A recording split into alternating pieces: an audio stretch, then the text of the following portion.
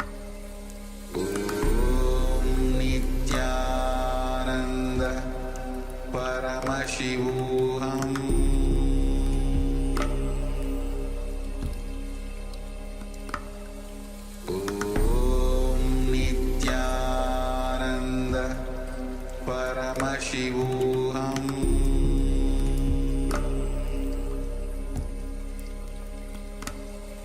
Om Nithyananda Paramashivoham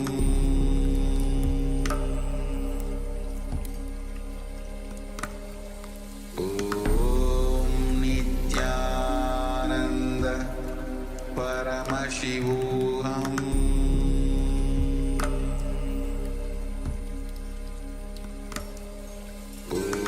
Om Nithyananda Paramashivoham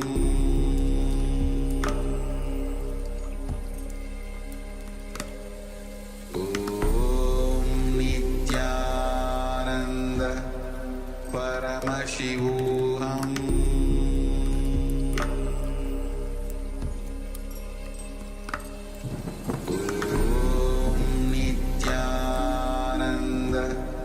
Paramashivoham Paramashivoham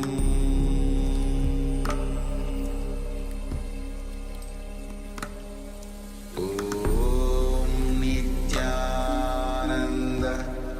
Paramashivoham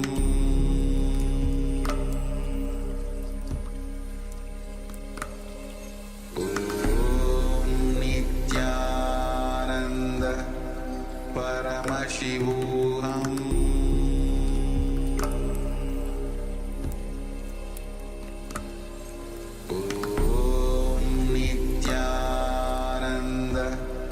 Paramashivoham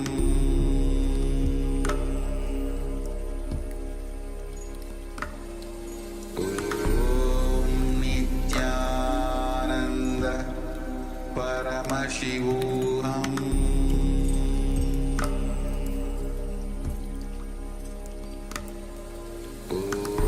Om Nithyananda Paramashivoham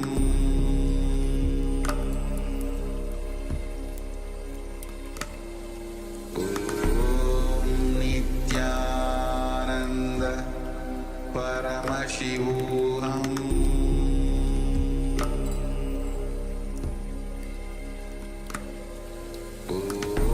Om Nithyananda Paramashivoham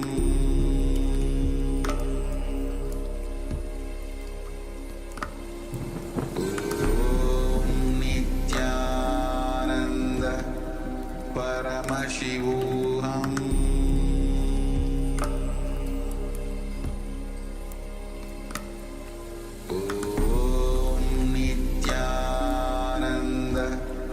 Paramashivoham Om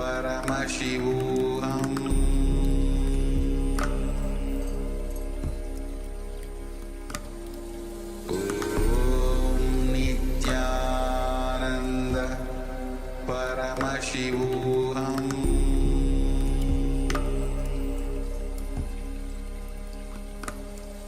Om Nithyananda Paramashivoham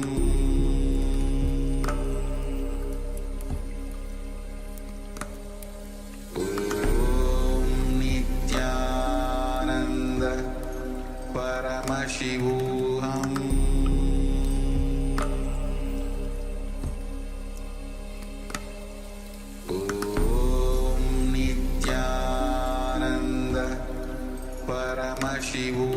Om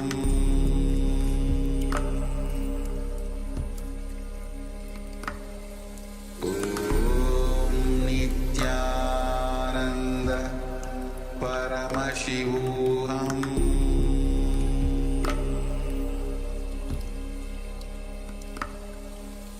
Om Nithyananda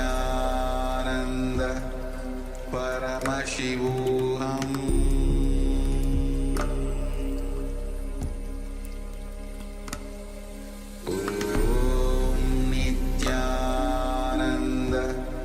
Paramashivoham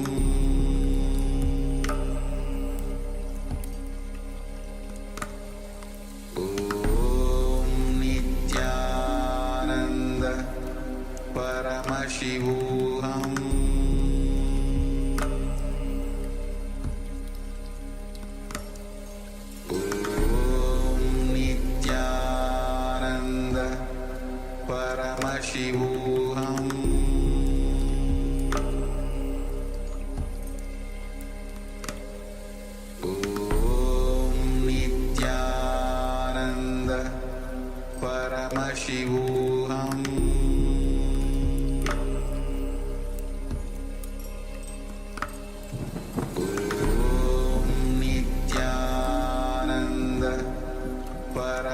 Paramashivoham.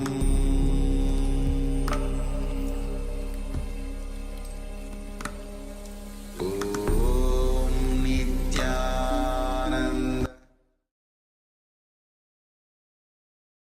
Yes, you can relax now.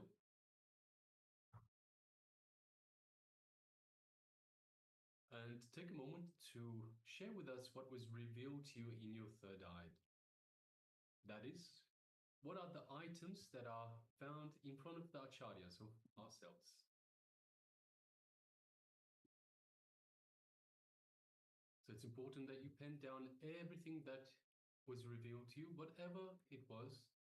Don't have any judgments, don't have any doubts.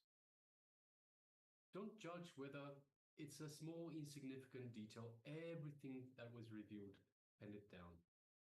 It could be the smallest detail, the most insignificant detail that you might think might actually turn out to be the most important, the key element. So anything that was revealed to you, please pen it down. Write it down in the chat box.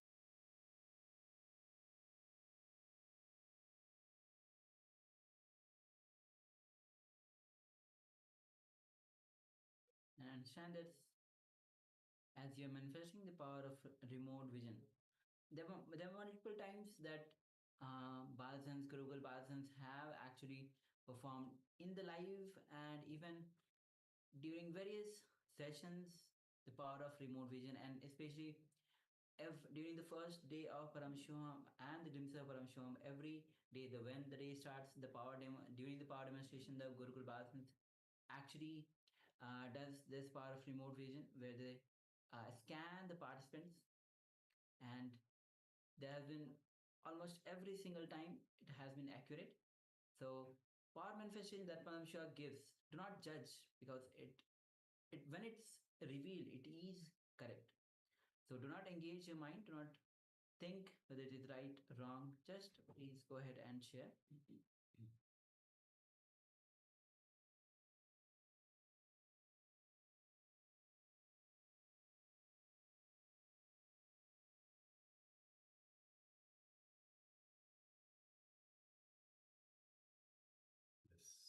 So we have sharing from Ananda Agora Rupini. And she says, first I received something beige and there was something strange.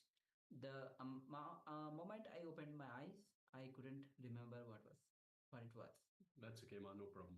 Thank you for sharing. Yes. Okay, so we'll be now showing the items which we have one by one. So just requesting, just before we do, requesting everyone, so if we could have also Wong Mang Kong Aya and also Ma Xing Wang, if you could please, if you did take part in this power manifestation, share whatever was revealed to you, no matter what was, or even if you weren't able to manifest this power, you can also let us know. Let us know if you had any challenges in manifesting this power of the remote vision.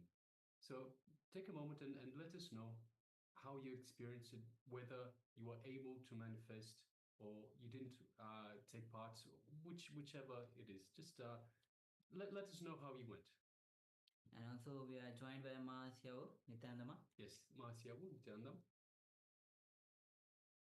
Yes. So please go ahead and share your revelations of this power manifestation. Then we'll move to the verification where we'll be actually showing the objects which we have in front of us. So it is important. See, we are here to serve you. We are here to help you achieve whatever your goals are for attending this program.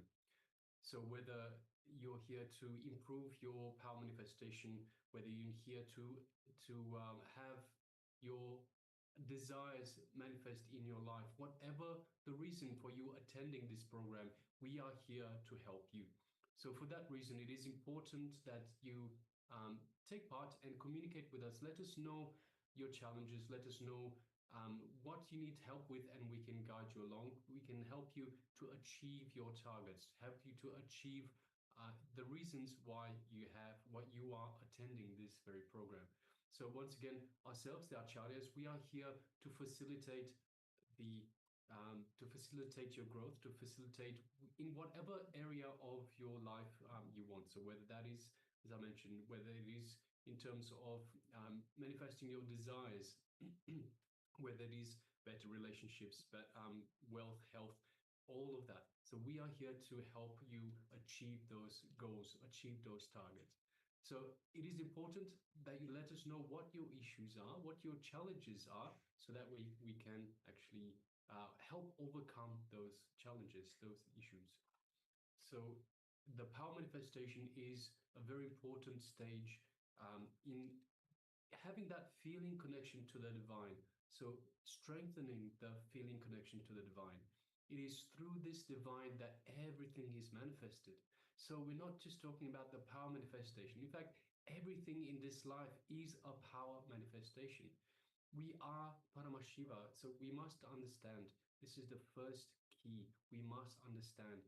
We are not human beings having a spiritual experience.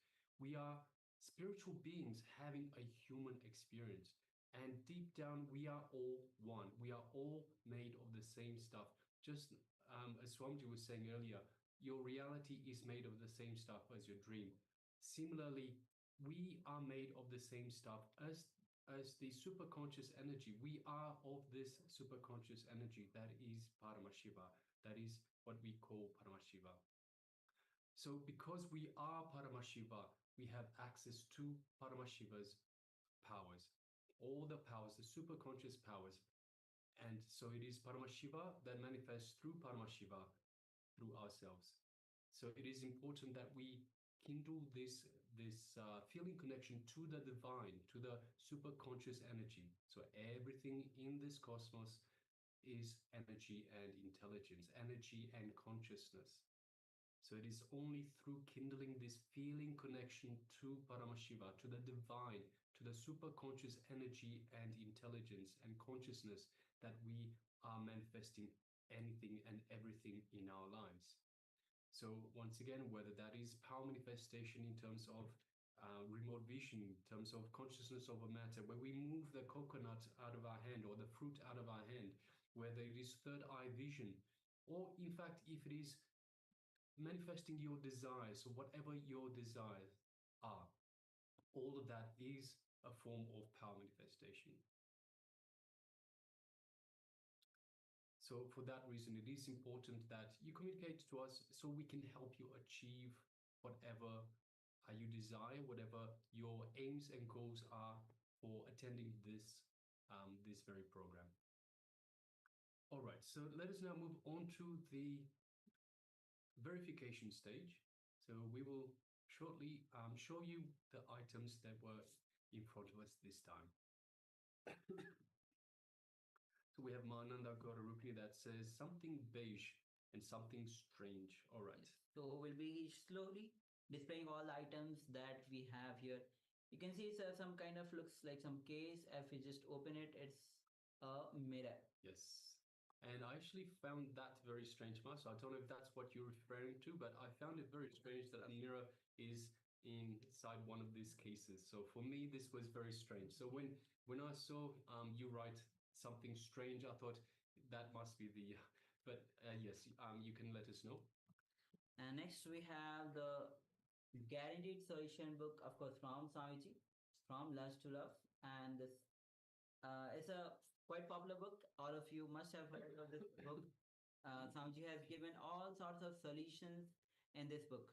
So it's a must read book from Swamiji. So all the participants on the YouTube, in the Zoom, you can always go through this guaranteed solution.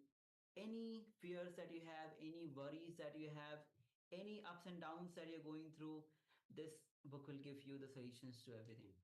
So one way you can use this guaranteed solutions is to simply ask Swamiji a question, and while you're concentrating, while you bring awareness to that question, then you can just open the book at whichever page, and that will be the solution that Swamiji is providing for you. That is that solution that Swamiji is saying, implement this in your life. So it is a very powerful tool. And One more thing about the book is any kind of problems that you face in your life, all the internal problems that you face, every solution is there in this book, the guaranteed solution. So it's a very much recommended book. You can always look for that. Even you can download this and book and read this fine solution. Yes, so you can download this book freely from our website. And yes. And the next is a pen that I have in front of me. So it's a kind of a blue color and white color. So yes. And finally, we have a cup.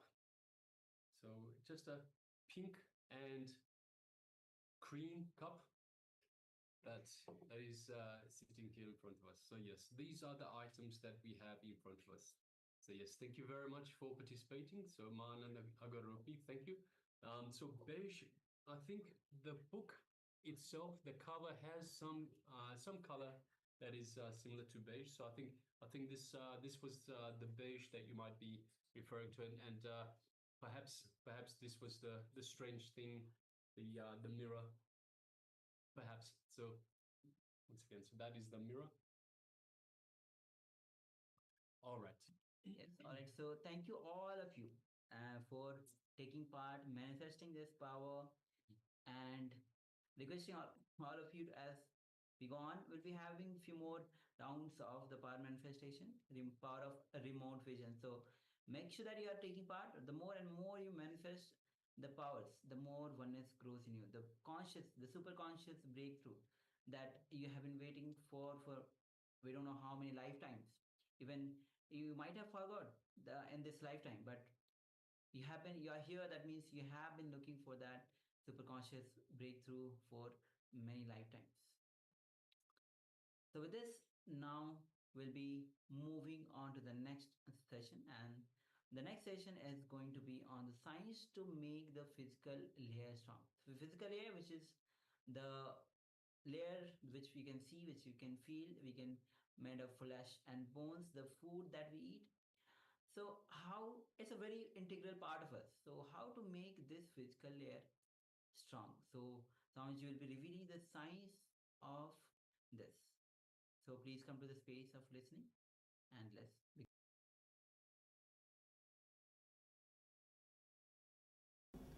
And if you allow the whole body to breathe, inhale and exhale, if you allow the whole body to take the prana in and release the Ashuddha prana out, you will have a different well-being. Different well-being. Now we are going to have the technique. It's a very simple technique. Whenever you find time in the house, even when you are driving, when you are sitting, when you are watching the movie, when you are watching the TV, when you are eating, try this meditation technique. Just allow the body to inhale the prana and exhale the Ashuddha prana. It's a simple technique now we will be doing. You will see immediately the whole body is refreshed.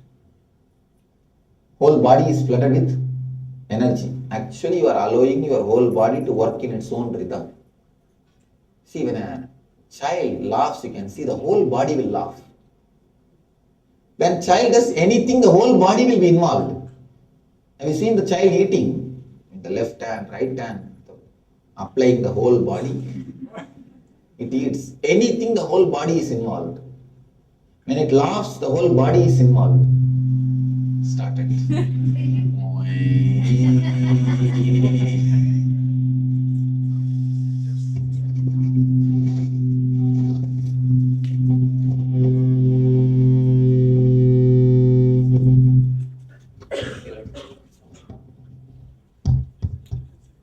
Now it works properly. See.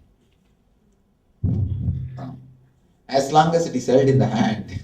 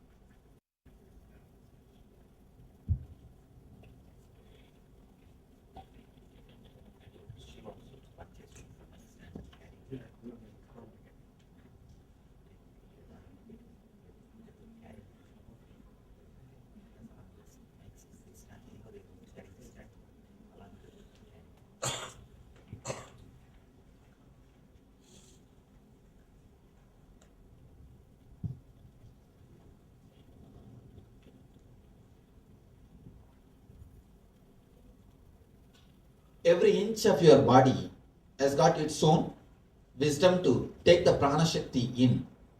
One more thing, prana does not mean air. Prana is not air. Prana is air energy.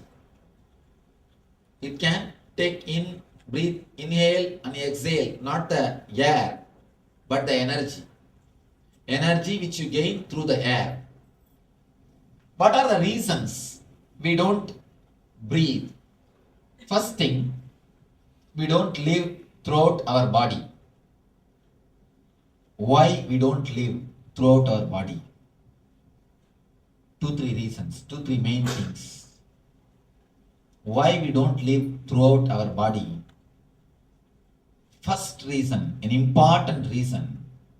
The moment you start thinking somebody else's body is beautiful, you stop living inside your body totally. The moment you create a supermodel for you, if you are a male, you will have some actor, foolish fellows photograph in your room and go on doing this. And wanted to look just like him. Go on dressing him like him. Dressing like him. If you are a female, you have some actress, Miss Universe or Miss World or something, continuously applying the lipstick just like her. Continuously painting the face like her, or continuously trying to dress like her. The moment you start thinking somebody is beautiful and you want to be that like that person, you stop living inside your body totally. Please understand. One more problem. Unless I move my hands, I don't speak. I speak more with the body language than with the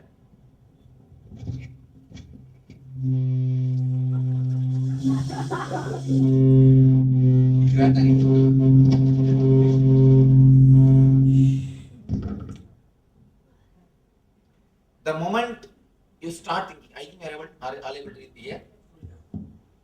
The moment you start thinking that somebody else's body is beautiful than your body, you stop living through your body.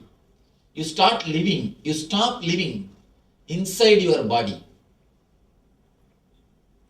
An important thing. Okay.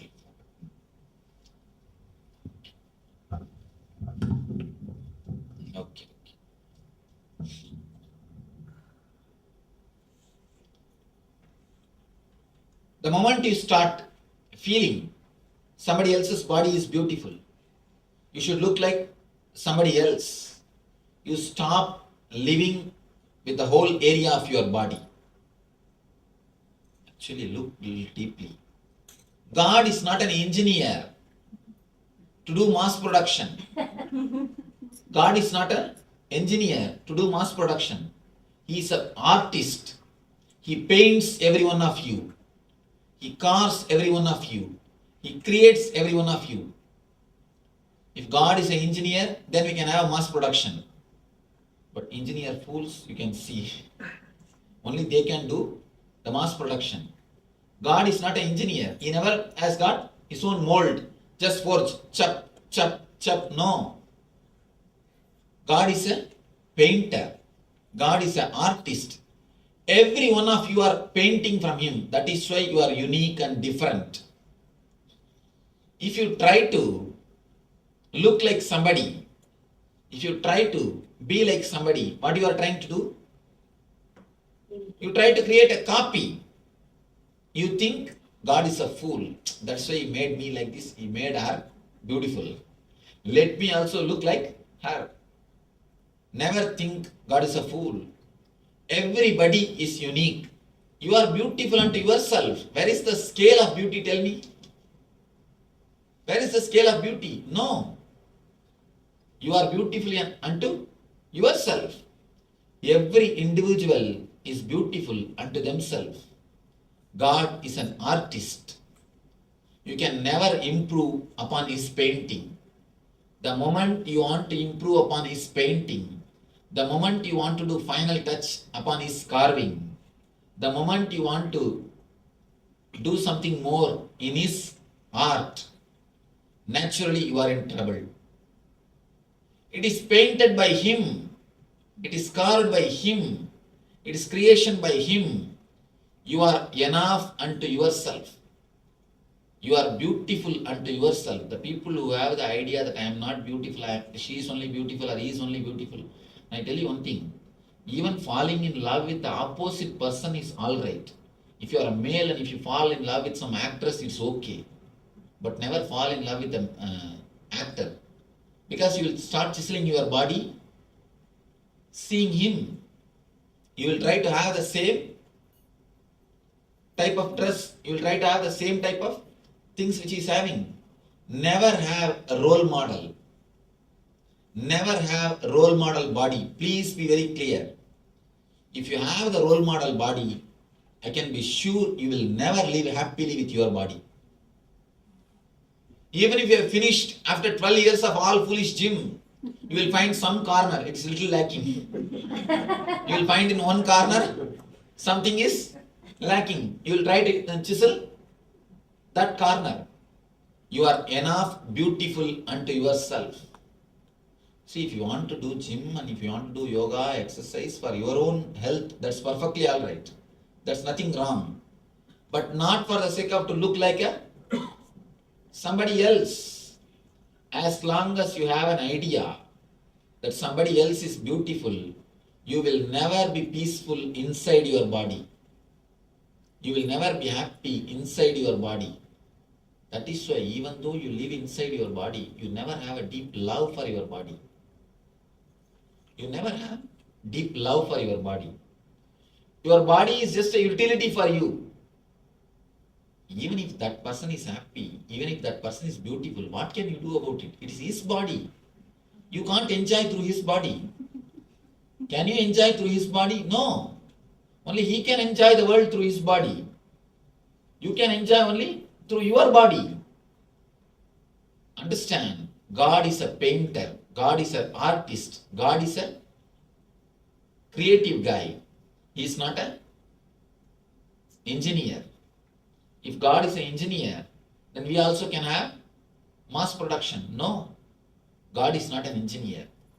You are beautiful unto yourself. The moment you drop this foolish fighting inside your being, which is continuously happening unconsciously, thinking somebody else is beautiful, somebody else is looking good, I should look like him, I should look like her, I should cut my hair like this, that's what I'm telling. I always tell people, like a hairstyle, we should have a nail style also. We should cut these guys' hands and fingers to look like somebody else. If you cut yourself, if you alter yourself, if you do to look like somebody else continuously, unconsciously you will start hating your body. You will stop residing inside your body. You will stop residing inside your body. You will not live inside your body. First thing, understand, your body is beautiful unto itself. You are enough unto yourself. You are beautiful for yourself. Where is the scale? Tell me. Where is the scale?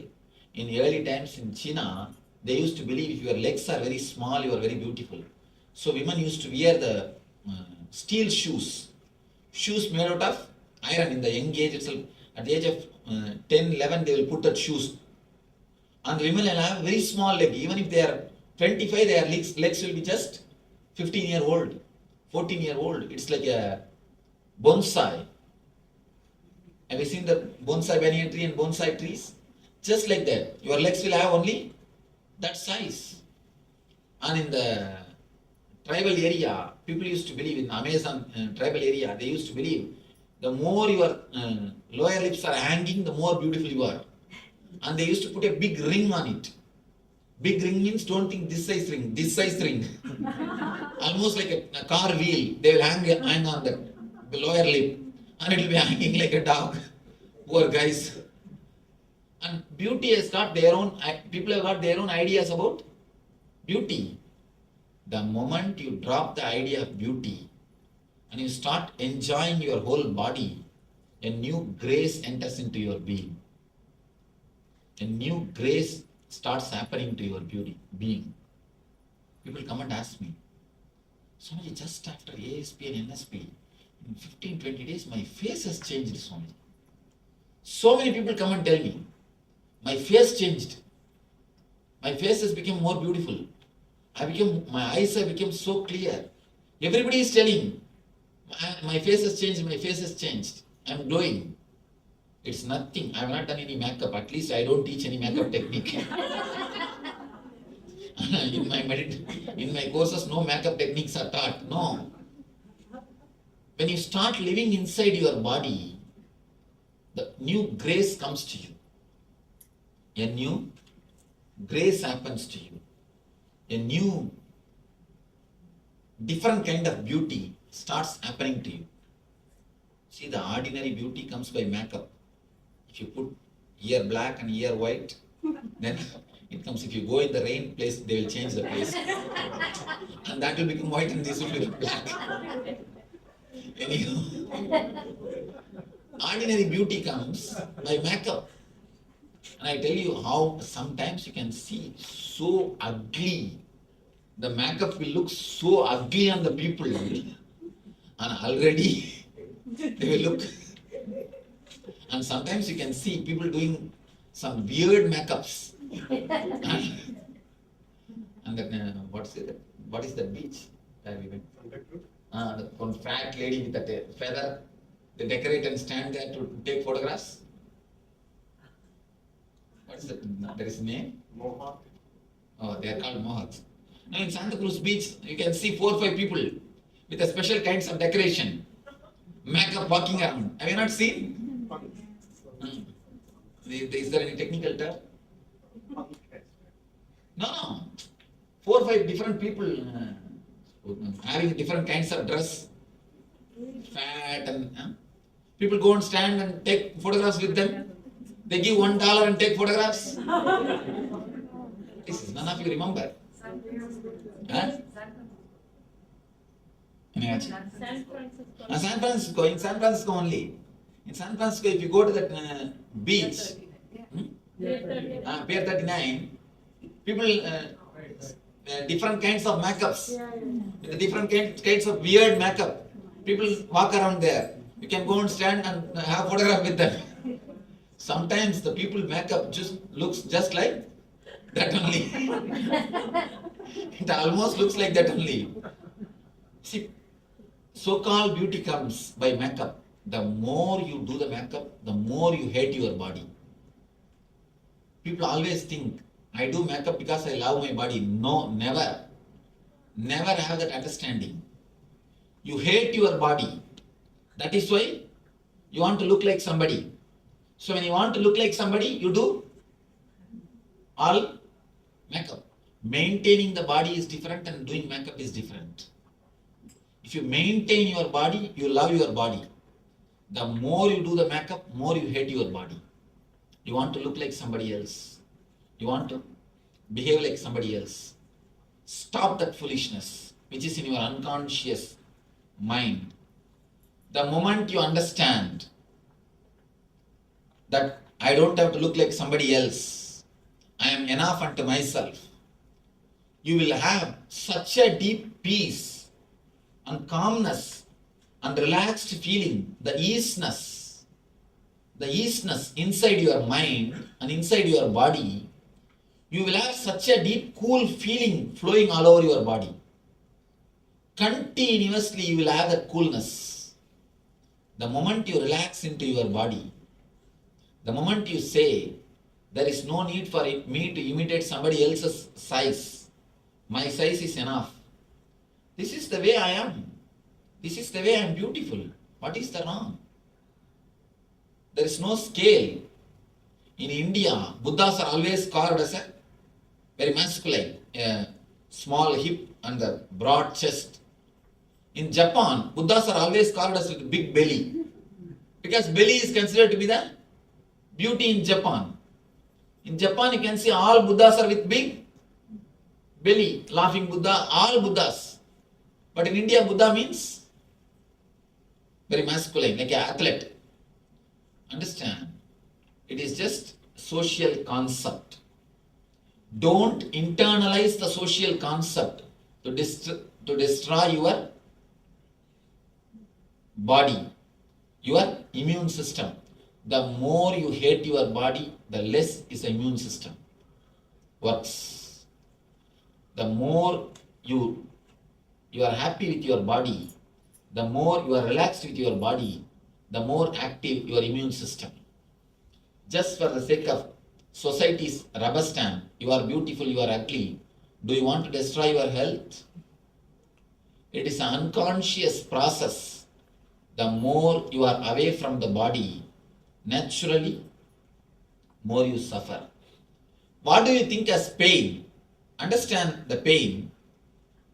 If you are not giving enough of your awareness and attention to your knee just begs your attention, begs your awareness, begs your consciousness, begs your energy.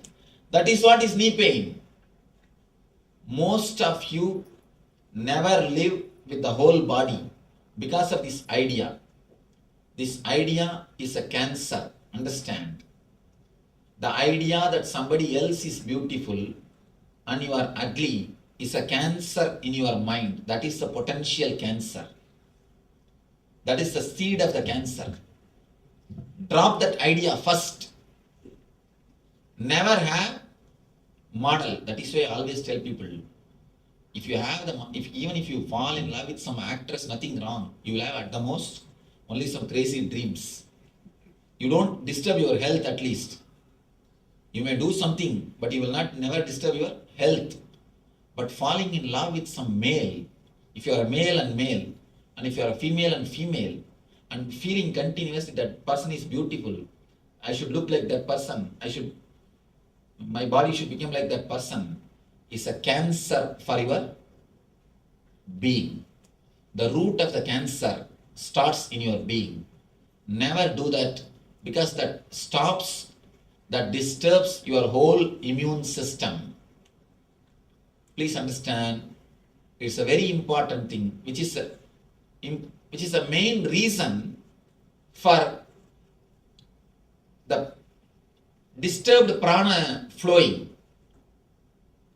If you drop this only one thing, that somebody else is beautiful, some other body is beautiful, naturally you will start loving your body, you will start living in your body, you will start becoming more aware of your body.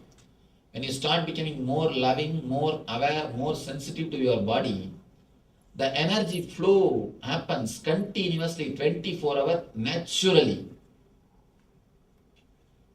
Kids don't have comparison. That is why their cheek and the feet are equally alive. You have continuous comparison. That is why your leg and cheeks are equally dead. Never compare with any other body. And I have seen, even whom you think as supermodel, if you just stay and live around them, you will understand the whole idea of beauty will be lost. I tell you, all your supermodel idea, Miss Universe, Miss World idea is just your idea as long as the distance is maintained.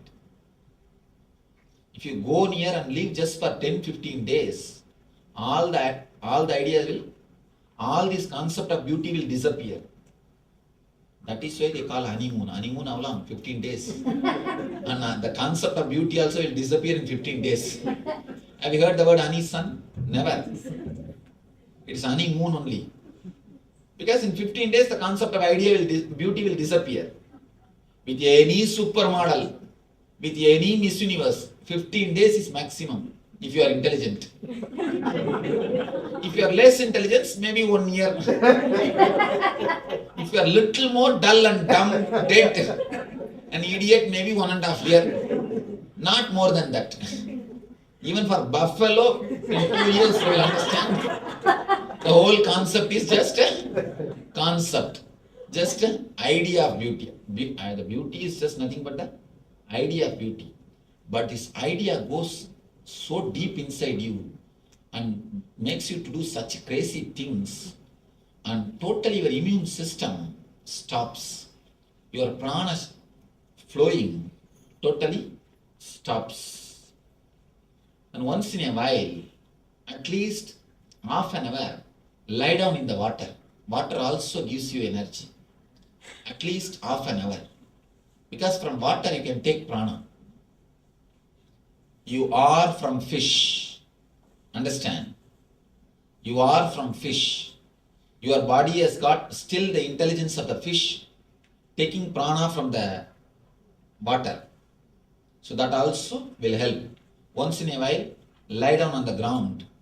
Of course, in the naturopathy they do.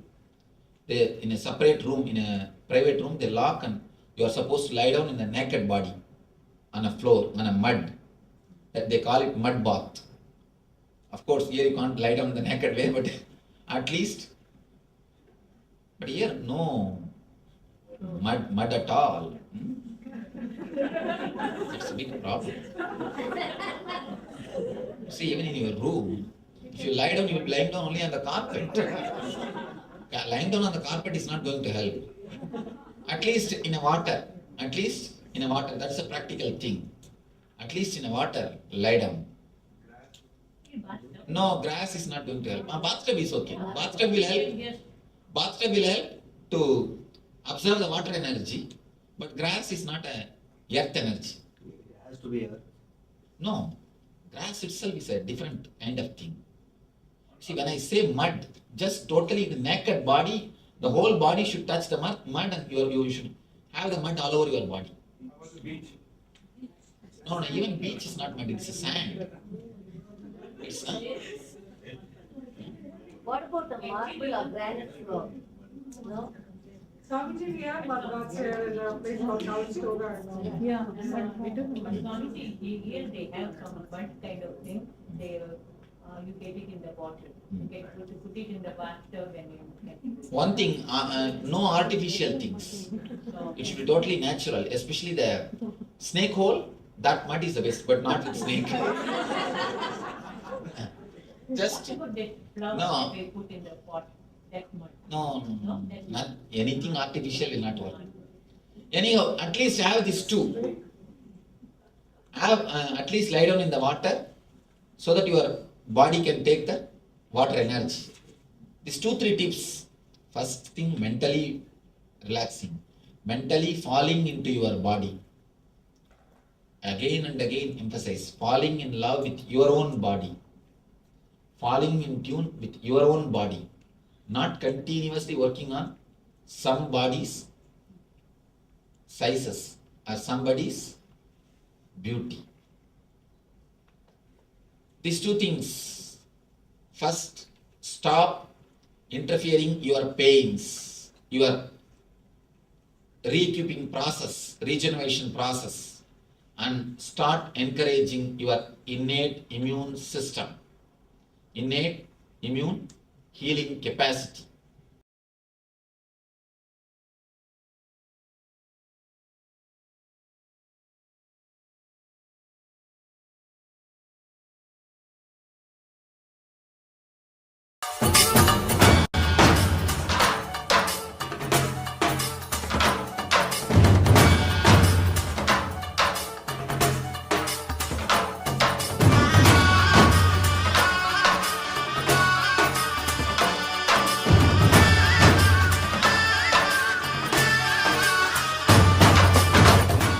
Today is the best day.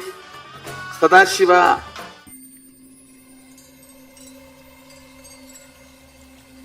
I welcome you all with my love and respect. Let you all open all your 3 eyes. Om Nithyananda Paramashivoham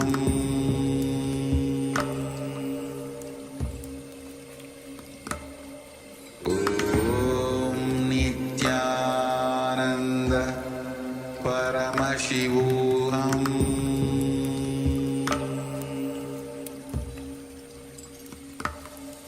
Om Nithyananda Paramashivoham.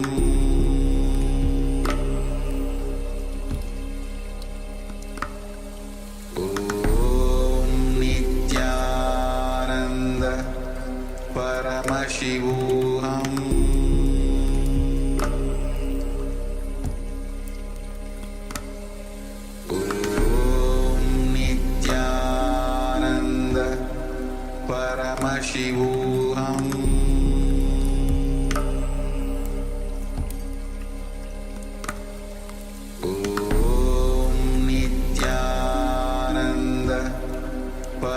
Paramashivoham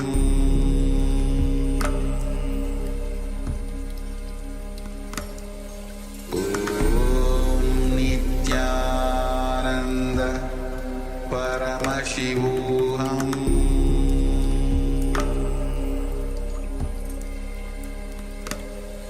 Om Nithyananda Paramashivoham Paramashivoham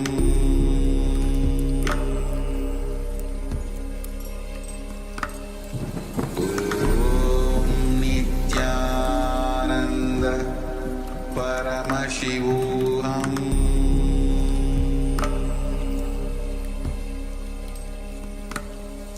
Om Nithyananda Paramashivoham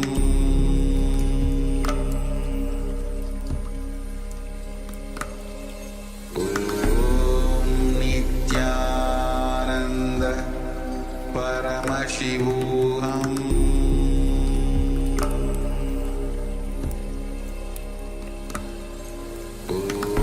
Om Nithyananda Paramashivoham Om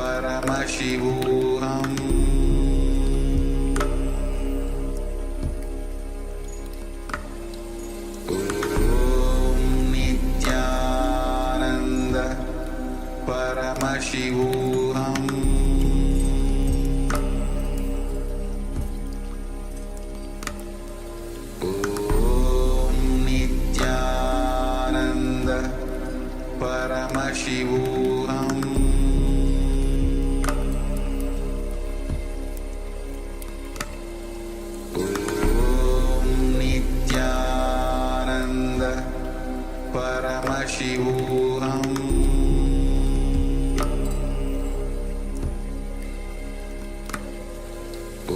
Om Nithyananda Paramashivoham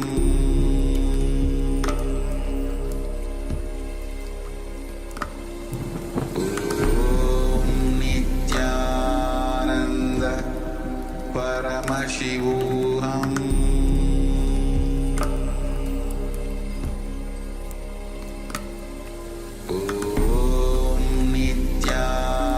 Nithyananda Paramashivoham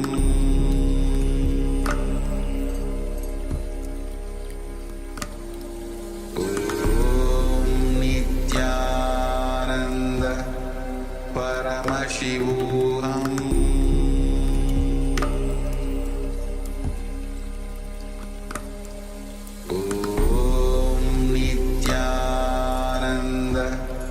Paramashivoham Om Nithyananda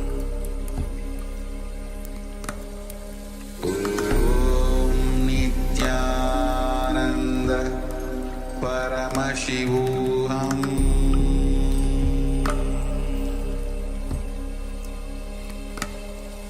Om Nithyananda Paramashivoham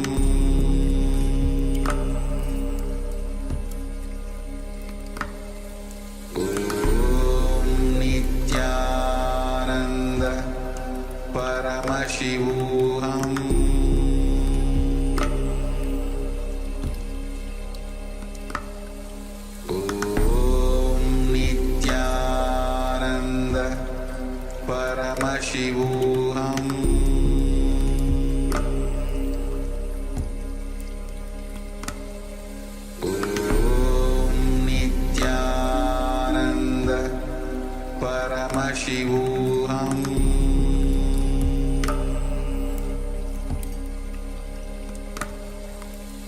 Om Nithyananda Paramashivoham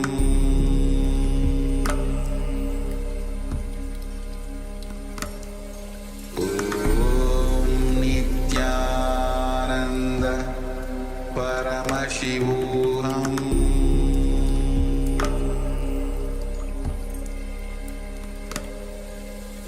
Om Nithyananda Paramashivoham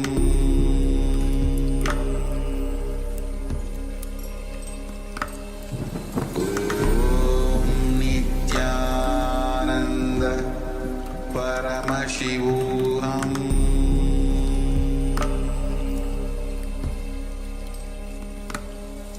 Om Nithyananda Paramashivoham.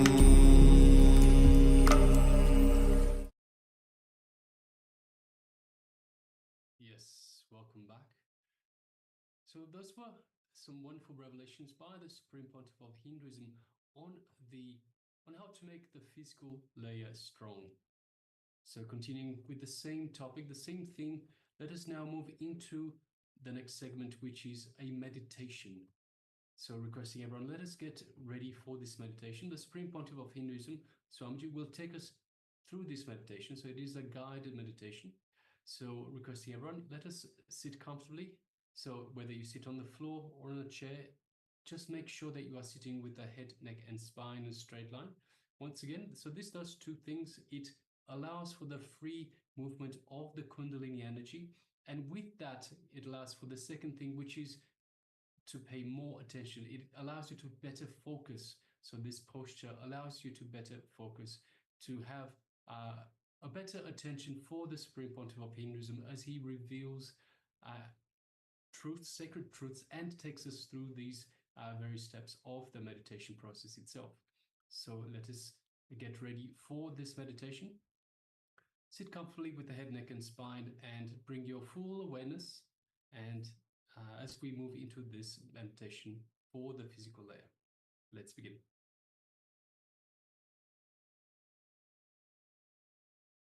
Yes, make sure you all settle down comfortably. This is going to be an extensive process, so make sure you have a quiet and calm space around you. Maybe you want to inform your family or roommates if you are in a shared living situation. Make sure that you're not getting disturbed during this meditation. And let us settle down. We can prepare just by breathing calmly. And then Swamiji is going to guide us through this meditation. Let's begin.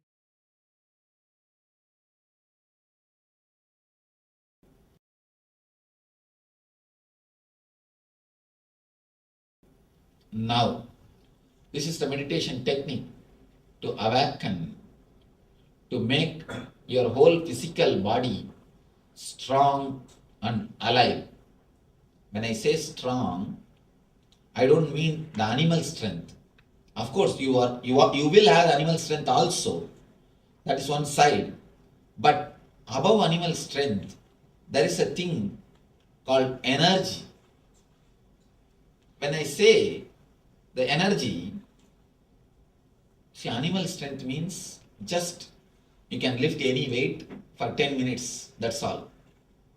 But energy means continuously rejuvenating itself. 24 hours you will be alive. You will never feel tired, dull. This is the two difference. Understand the difference between these two words, energy and strong. Being strong is not more than enough.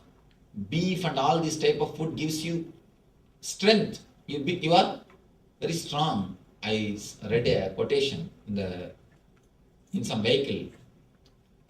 1 week without beef, 7 days without beef makes 1 week. Week, W-E-E-K. Beef advertisement. I was thinking, surely it is not true. Never think it is true. Surely it is just your idea. See, elephant. It's a vegetarian. There are so many animals who are vegetarian and more active, more alive. And you can see elephant, even though it has got its own energy, strength, you can see a calmness overall in its lifestyle. See the tiger, see the lion, you can see a deep restlessness continuously in them. Either they are asleep or they are putting somebody into sleep. That's all. That is the way they live. Now, it is time for us to enter into a meditation technique of physical body. It's a two-step two-level technique. First thing, you are going to tense your body step by step from legs to toe. By tensing every part step by step, you are going to create the maximum awareness. Whatever toxins you have collected, stress you have collected, energy clads you have done, you created, you are going to melt everything. You are going to clear everything away. All the toxins, all the tension, all the stress will be cleansed. Whatever toxins you have accumulated, actually, just like a blood clot, there is a thing called energy clot. The energy does not move in that region freely. That's why the pain starts, pains. This technique will remove the energy clots. It will remove the energy clots. Step by step, we will go from feet to the head. Next, we will come down from head to feet by breathing, inhaling and exhaling every individual part. You will visualize every part step by step, inhaling and exhaling individually, independently. Example, head means visualize. Just the head is shrinking and expanding. It is taking the prana shakti in, leaving the ashuddha prana, the vipana in, the apana out. Taking the prana and it leaves the apana.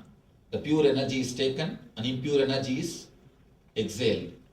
Step by step, part by part, feel your body is just individually inhaling and exhaling.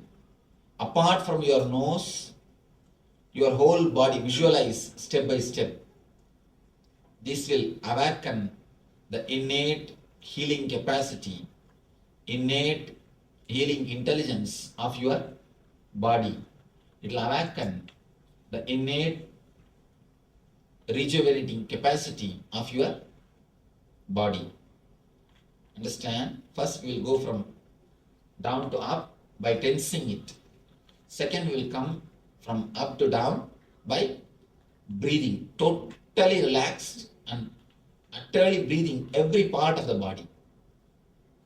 So this will remove all the pains and it will totally awaken the healing capacity, healing intelligence of your body.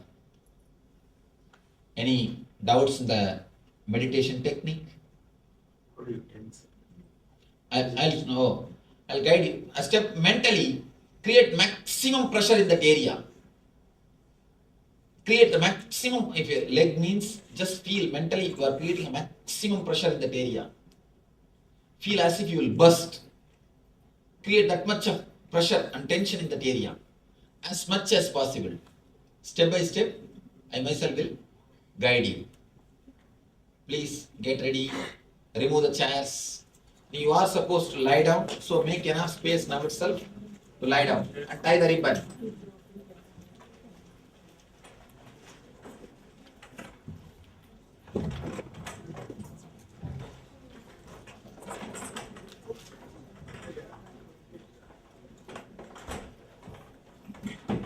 I'm seeing somebody with pillows. No. Flat. No pillow, no bed. Flat.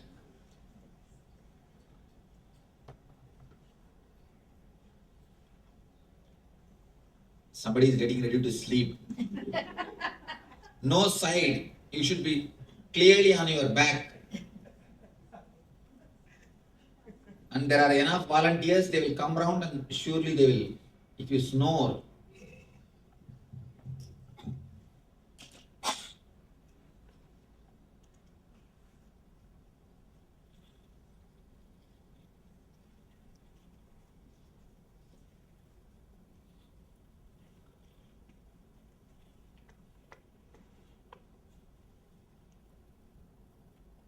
Start inhaling and exhaling as slowly but as deeply as possible. Hands should be in a relaxed position, in the side. Put your hands in the side, not on your body. No pillow, no bed sheet.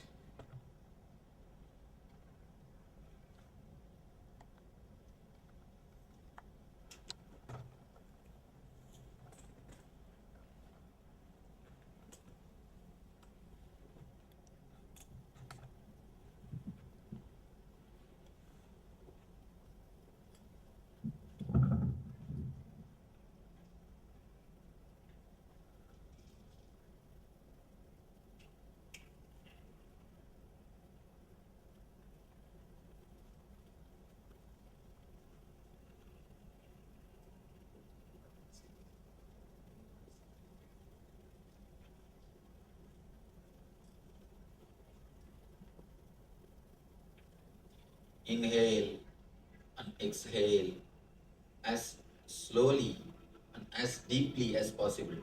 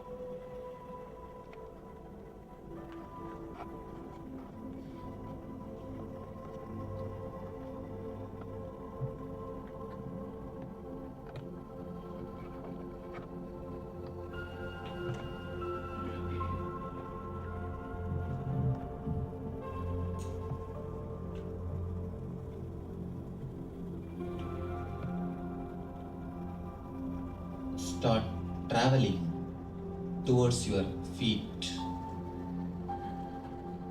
Slowly, very slowly, start moving towards your feet. Concentrate on your feet. Bring your mind to your feet.